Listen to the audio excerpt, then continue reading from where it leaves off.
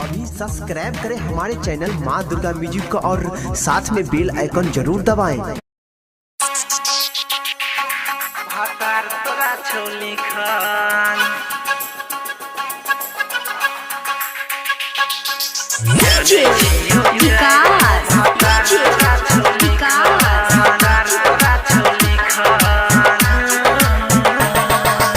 एगो के छोड़ला दूगो के छोड़ला कोई नहीं तोरा लटिकल जाने छियो जाए वो भातार तोरा छोली खान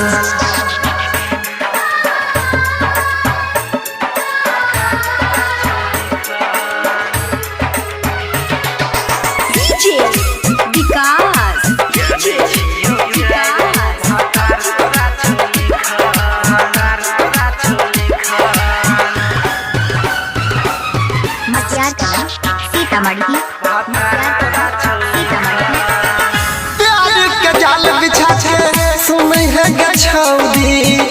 कते दीवाना के दिल छहि तोरा ने सबके पता छै छबे वफा गे प्यार के कते के छहि तू छोड़ने तर पाबे गे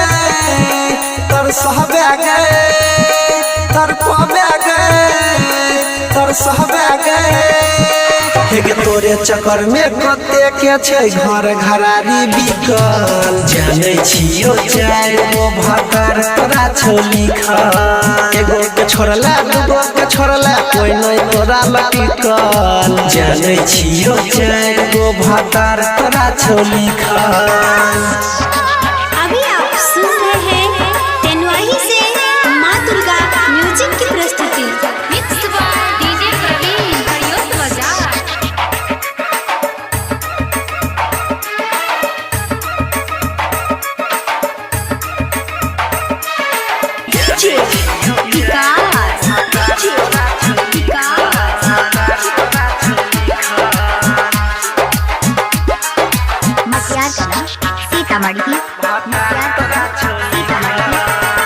के करो सके करो मिलै छै दिल ऐ दुनिया में बड़ी मुश्किल सा जी नहीं पैबे लोड बहैबे जब कोई खेल जैतो सुनै तोरा दिल सा तर पाबे गे तर सहबे गे तर पाबे गे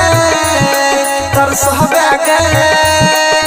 परवीन सोनी सागर अनिल यादव पछै दुख बितल जाने छियो जाय वो भातार तोरा छोली खान जाने छियो जाय वो भातार तोरा छोली खान एगो के छोड़ला दूगो के छोड़ला कोई नहीं तोरा लटिकल जाने छियो जाय वो भातार तोरा छोली खान।